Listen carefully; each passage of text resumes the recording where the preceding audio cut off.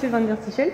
Nous vous remercions d'être ici pour cette interview et notamment d'être le parrain de cette 32e édition d'Air Expo qui se déroulera le 2 juin à l'aérodrome de Mur-et-Lerme. Vous êtes actuellement pilote d'essai et notamment dernièrement sur l'A350 000. D'abord, est-ce que vous pourriez nous expliquer votre parcours et comment vous êtes devenu pilote d'essai? Alors, c'était pas tout à fait prévu au départ comme ça. Je suis ingénieur au départ, ingénieur aéronautique, donc je passais par Paris à la Polytechnique et après Super-Héros, donc tout près d'ici. Et puis, et pourquoi j'avais fait ça? C'est effectivement, je voulais faire des essais en vol, mais j'avais bifurqué sur le rôle d'ingénieur au départ. Donc, je suis ingénieur navigant d'essai au départ pour la défense. Et dans ce parcours, c'est ce qui m'intéressait. Il y avait une exposition au vol militaire et donc 2 ans de stage au sein de l'armée de l'air. Ce qui fait que je suis pilote de chasse, mais j'ai la formation de pilote de chasse, mais comme mes copains disaient, je suis pilote de chasse de tourisme. D'accord. Donc j'ai fait toute la formation et après je suis parti avec cette expérience double de pilote de chasse et d'ingénieur aéronautique pour faire des essais en vol en tant qu'ingénieur. Et puis un jour, la direction a dit on voudrait vous faire un pilote d'essai de vous. Et j'ai dit avec plaisir. Et voilà comment ça s'est fait. Je suis devenu pilote d'essai militaire, mais technicien, puisque je n'ai jamais fait d'opération militaire réelle comme la plupart de mes collègues. D'accord. Et ensuite, vous êtes passé en civil. Et après, Airbus a demandé à ce que je les rejoigne. Donc il y a maintenant presque 20 ans, parce que c'était en 2000. Et donc je suis chez Airbus pour les essais proto sur place à Toulouse depuis 2000. Très bien. Ce qui est sur mesure. Parfait alors. Vous faites les premiers vols de certains avions chez Airbus comme l'A350 000. Qu'est-ce que ça fait comme sensation? Alors il y a 2 types de premiers vols. Il y a ceux qui sortent de chaîne, et où là c'est comme le premier d'ailleurs, mais c'est vraiment de faire attention parce que qu'est-ce qui peut arriver sur un avion tout neuf, c'est de découvrir des choses que l'on n'a pas encore vues. Et donc en fait c'est cette vigilance permanente que l'on a sur ces vols-là. Comme on dit en anglais souvent, c'est expect the unexpected. C'est en gros attends-toi à n'importe quoi. Mais en préférence, on est en préparant les choses, en étant procédurier au sol et en préparant tout ça. En toute rigueur, tout se passe comme prévu. Mais il faut toujours se préparer au pire, même si ça, c'est une manière d'exprimer qui affole les gens plus que ça ne devrait. Non, mais effectivement, de découvrir et de voir si jamais il y a une caractéristique qu'on n'a pas encore vue, qu'on n'a pas pu calculer, qu'on n'a pas pu mesurer au sol. Et le fait de détecter quelque chose de spécifique en vol, ça c'est vraiment très excitant, je reconnais. Donc d'avoir les sens en éveil et être capable de l'exprimer derrière. Parce que parfois on dit j'ai ressenti quelque chose, qu'est-ce que c'est? Et donc si vous deviez donner des qualités qui sont nécessaires à votre métier, la rigueur et la discipline, ça serait 2 très importantes. J'en mets une d'abord. Alors ça fait partie, la rigueur et la discipline, mais il y en a une très particulière pour nous. Je vais peut-être surprendre, c'est l'honnêteté et l'honnêteté intellectuelle. Petit exemple, si il m'arrive de faire des erreurs, j'en fais à peu près 5 par heure, comme tout humain qui se respecte. Et quand on fait quelque chose et quelque chose ne marche pas, il faut être capable de dire non, ça c'est moi, ça c'est lui. Et si quelque chose ne marche pas, si c'est moi qui ai mal fait quelque chose, ou si j'ai oublié d'apprendre, ou si simplement j'ai omis, ou je fais des erreurs simplement, il faut l'admettre. Parce que si jamais je ne veux pas admettre une erreur de ma part, je peux emmener le bureau d'études dans une direction qui est fausse. Oui. Entre 2 pilotes, le pilote d'essai, il faut qu'il soit honnête intellectuellement. Oui. Et foncièrement, bien sûr, mais intellectuellement, il faut qu'il soit honnête. C'est surprenant, mais c'est ça. Et justement, parlant de l'A350 000 sur lequel vous avez effectué un vol, quelle est la singularité de cet avion qui sera d'ailleurs présent à Air Expo? Alors cet avion-là, c'est notre fer de lance aujourd'hui, ça je reconnais. Il est, par rapport à 350-900, même son petit frère, son grand frère comme on veut, il a un très très long courrier. De la classe 400 personnes à bord, 8000 nautiques, c'est l'ordre de grandeur, ça fait quand même une belle distance. C'est-à-dire qu'on espère pouvoir, de l'Europe, pouvoir rejoindre l'Australie en direct, même le sud de l'Australie. Et donc c'est très long courrier, gros bimoteur, c'est la classe du 777, c'est cette classe d'appareil. Et c'est une belle machine avec les derniers raffinements dans le cockpit et beaucoup de provisions pour l'avenir. Et de surcroît avec la nouvelle technologie, et notamment structure avec le fuselage qui est en carbone. Et donc il a fallu tout réorganiser. Donc l'avion représente tout notre savoir-faire en termes de technologie.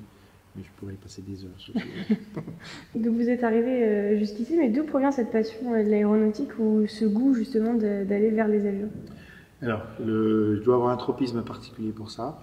Je reconnais qu'il a été sérieusement entretenu par mon père. Moi, tout petit, j'étais dedans. Le premier souvenir aéronautique dont je me souviens, je suis déjà vieux, mais c'est 69, puisque mon père m'a tiré de mon lit la nuit pour me montrer la Lune, et c'était le premier pas. J'avais 4 ans, et j'ai réalisé, il y avait la télévision et la Lune là-haut, et effectivement, il y avait un petit monsieur qui rebondissait.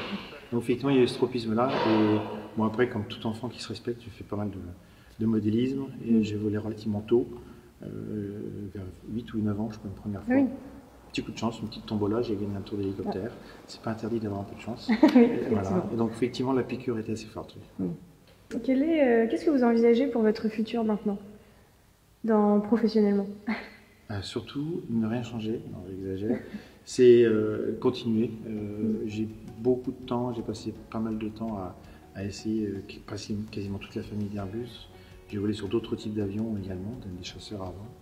Et ce que je voudrais aujourd'hui, c'est renvoyer la balle. Et c'est ce que je fais un peu en formant nos équipages d'essai en interne chez nous, mais également transmettre tout ce que j'ai pu savoir à la prochaine génération. Peut-être faire un peu d'enseignement, je ne sais pas encore quand. Maintenant, si ça vous convient, on va parler un petit peu d'Air Expo. D'abord, je voudrais savoir comment vous avez connu Air Expo. Alors, Air Expo, j'en ai entendu parler quand j'étais étudiant ici à Super Haut, c'était les premières éditions, et je regardais ça. Pas d'en haut, mais avec un peu de nostalgie, parce que je suis arrivé directement en deuxième année. Ah oui, donc c'était les premières années, donc c'est un objet inaccessible. Et c'était très sympa.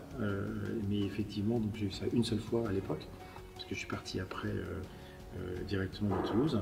Et ensuite, j'ai moi-même volé au-dessus d'Air Expo, parce que présenter des avions pour Air Expo.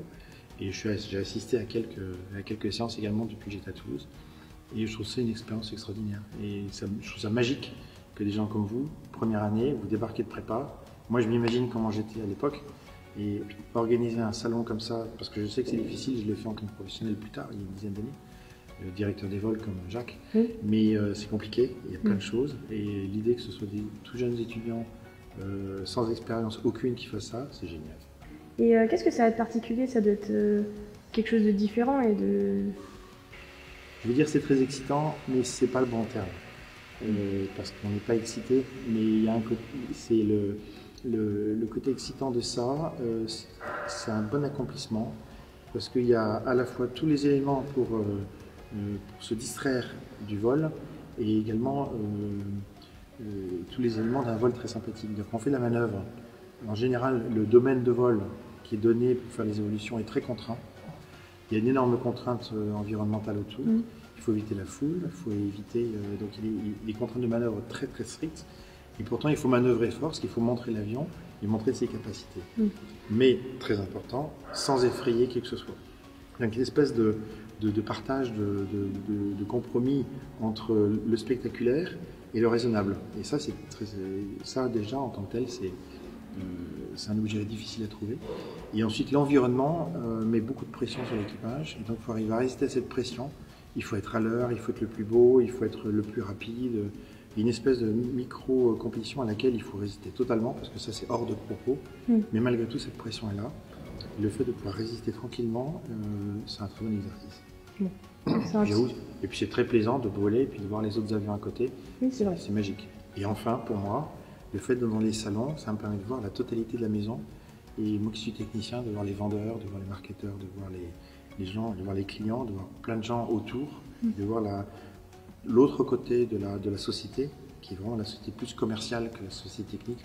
C'est très sympathique. Qu'est-ce que vous pensez du thème de cette année 2018 qui sont les pionniers d'hier et d'aujourd'hui? C'est très bien, c'est très bien. On est tous pionniers à plus ou moins grande échelle. Et ce que j'aime dedans, c'est on retient souvent les pionniers en prenant les fers de lance, les Syntex, les Mermoz, etc. Et j'en cite, mais je ne sais pas tout le monde. Mais on est chacun pionnier quelque part. Et pour moi, je retiens dans le pionnier, c'est pas forcément d'être célèbre, c'est de faire avancer la machine. Et c'est ça qui est bien. Pour finir, est-ce que vous auriez un message pour l'équipe d'Air Expo? Oui, ne changez rien. Non, surtout profitez-en.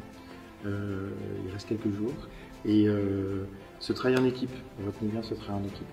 Le fait d'être interdépendant. L'aviation n'est jamais tout seul. On voit souvent une personne toute seule. On voit le pilote présentateur, on voit celui qui fait le record, etc. Mais en fait, on est toujours assis dans son siège, on est toujours assis sur une coopération énorme. Donc il y a une pyramide de gens et de passion monumentale. Il y a le vol et le sol. Il y a des gens qui volent, il y a des gens au sol. jamais oublier ce travail d'équipe complet. Ça, c'est fondamental. Deuxième chose, la passion, on peut faire des choses énormes. Donc cette passion-là, il ne faut pas l'oublier. Et ça, vous l'avez. Et ça, il ne faut pas écouter votre passion. De temps en temps, des grincheux qui vont ramener un peu trop les pieds sur terre. Il faut garder les pieds sur terre, mais la passion fait faire des choses qui sont caractéristiques du pianiste, je pense. Donc ça, il ne faut pas l'oublier. Et puis surtout, enjoy. Profitez-en. Et écoutez votre passion. Écoutez-la. Même professionnellement, parfois, moi je suis comme ça, je fais bien mieux ce qui me passionne que de faire des choses par contrainte. Même si c'est pas forcément drôle tous les jours. Parfait. En tout cas, merci beaucoup d'avoir été ici et puis on vous retrouvera le 2 juin à Muret. Avec grande joie. Merci beaucoup. Merci.